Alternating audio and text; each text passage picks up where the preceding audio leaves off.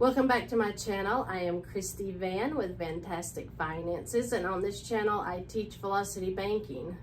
So today is Sunday, and it was a wonderful Sunday, church and communion, and we even had a baptism this morning, so it was a really beautiful service. And I just want to thank the Lord for all of you that's watching, and for you guys that really want to take control of your debt, that you're just sick and tired of being sick and tired, and you want to get this under control, and you will get this under control. So today we're going to be talking about a lady that sent me information, and I'm not going to say names or areas. You know who you are. Okay, so the income is $27.14 a month, but the expenses are $4,475 a month. And then the cash flow, of course, is going to be a negative. So it's a negative $1,761 with a debt of $60,542.24. The comment that I want to make about this, of course, we have an income problem here. The debt, as far as the debt total, that is not a crazy debt to have. She obviously does not have a mortgage, but it is out of control due to the income is low. So what are the two rules of doing velocity banking before you get started? Is one, you have to have cash flow, and two, you have to have a line of credit. So you have to get both of those in order to do velocity banking at its best. Now, she has several credit cards. She even had 4 Capital Ones. So she has credit lines, as in credit cards, but I don't know if any of these would be attached to her bank. I don't think so. She's obviously had very, very good credit in the past to be able to pick up the cards that she has. I believe her score was 650-ish, somewhere in there.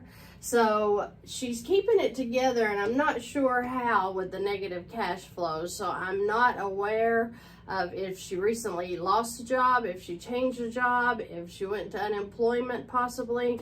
Whatever the case is there is hope, because one, you can make a better income. And the real hope for her was when I saw this 401k.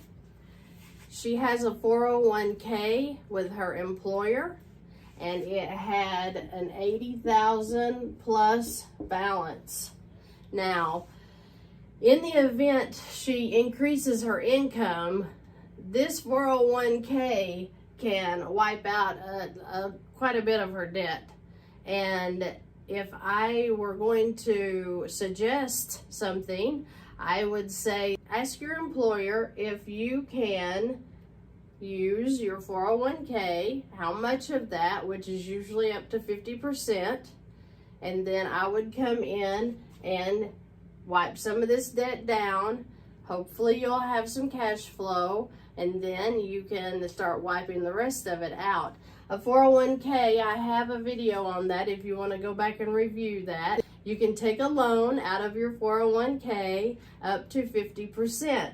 So in her case, it would be about $40,000. You'll just have to verify that through your employer. I am only making suggestions. I am not advising. I am not an attorney, nor am I a certified financial advisor. So I'm making suggestions that she could try to use the 401k to help her get rid of some of her debt. And another suggestion that I have is, let's take our focus off of our debt and let's put it on increasing our cash flow. Now, there's a saying that says you can't see the forest for standing so close to the tree. And that is a good saying when it comes to our finances, because we get so focused on the debt that we take our mind off of how to increase that cash flow. So it's very, very important that we're always bettering ourselves, always looking for the next adventure, because that is life. We need to keep moving, and we don't get in a rut. A rut is nothing but a grave with two ends dug out. We don't want that. I have gotten there myself. I have been in ruts, especially when my children were younger, and you feel like you're kind of stuck because you're running a household and you don't have any money and you're trying to keep up with everything that's going on with the children and with your job. Very stressful period. But you will come out of that. You have to stay focused and remember that is just a small part of your life. It's a beautiful part of your life. Raising my children was the most exciting part of my life. But even though there was stress and trouble going on all elsewhere in the house, it was still a beautiful time. I look back and I'm blessed that I got to raise my children. So you focus on, as a single parent, as a married parent, you focus on your family, spending the time, the quality time with them that you need. The joy of my life was taking my children to school every day and picking them up. I so loved that. I just enjoyed raising my family. And I just want everybody to take their focus off of this stress. This is stress, and this can go away. But we want our families to remember that we were in peace, that we weren't stressed out, we weren't screaming and hollering, that we were living life. Even if we just get to go to the park and swing, we get to spend time with our children. So don't lose sight of that. The important things in life are not money. Money can be corrected. Money is a poverty state of mind when you are broke. So another suggestion I would make is get you a board. I have my refrigerator. Actually, I have a side that does not face the public side in the event people come over, but I have my goals on that side of the refrigerator. And when I am drinking my coffee of a morning, waiting on it to perk, I can stand there and I can look and go over, okay, this is my goal for this week, this is my goal for this month, and my goal for this year. And then you can look ahead to 5 years, but write them down, even if they're ridiculous. If you feel it in your heart, write it down. The Bible says that my people perish because of lack of vision. So we want to keep a vision ahead of us of where we want to move forward. So I don't care how successful you are, how far along you have come, you can get better, and you need to strive to be better. Focus on the things that really matter, and that's your family, that's your health. And then do your best with this. If you set your goals, and let's say that, you know, with her $2,714 a month, what if she put on her board or whatever she wants to use, what if she were to put $5,000? That's going to be her new income, and then she's going to put a date. Let's say she says April of 2023. What if she doesn't make it? What if she does? Zig Ziglar used to say that if you shoot for the moon and you miss, at least you land among the stars. And that's exactly the way we need to think. We need to always be shooting for that goal that seems like it's way up here, and you'll be surprised how close you get when you write down what your vision for your life is in the near future, in the future, whatever you want to call it. Just make you a goal. Set it out there. I never was goal-oriented. Everything in my life changed, I guess, about 18 years ago. And that's when I got my finances in order with Velocity Banking. I got all of I started studying my Bible more to understand where the blessings of the Lord come from and how we're to be givers. And I started doing this right here. My daughters do this right here and have been very successful with things like getting their college paid for through scholarships and other things. So it is a wonderful thing that we can set goals in our life and try to reach them and to be better people, because we want to be good people, we want to be givers, and we want to love our families and the people around us, so that when they're grown, they don't look back at all bad times. It's like I said, I've been through ruts. I have made many mistakes in my life, and things you look back on and you're like, oh, I can't believe I did that. We all do that. It's life.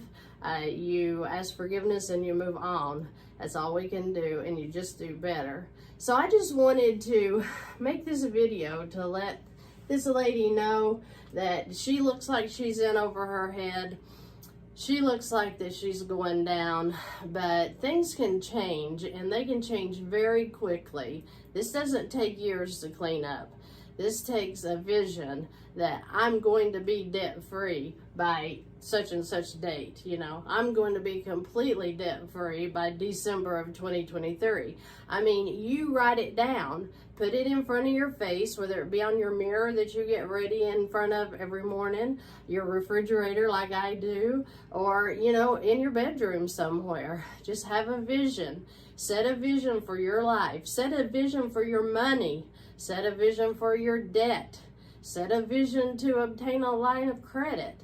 Always keep your vision in front of you so that you know when you reach it, you're going to be shocked, and it will happen.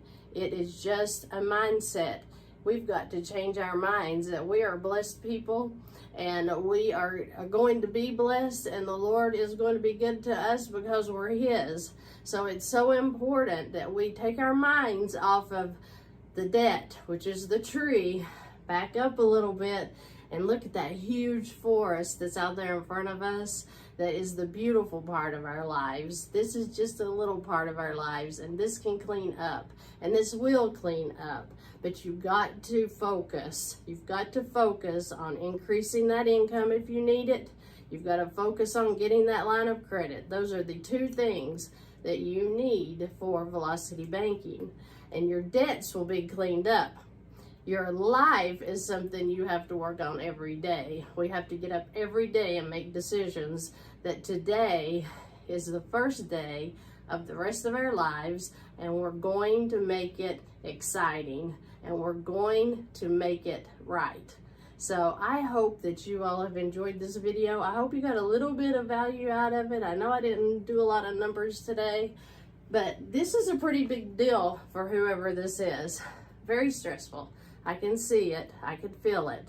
So I'm just trying to give encouragement that we can keep moving on up and we can do better. And if she wants to use the 401k and to check into that, that could really help her to clean up some things here. But I just make suggestions. You make decisions. Thank you. Have a great day, and I look forward to seeing you in the next video.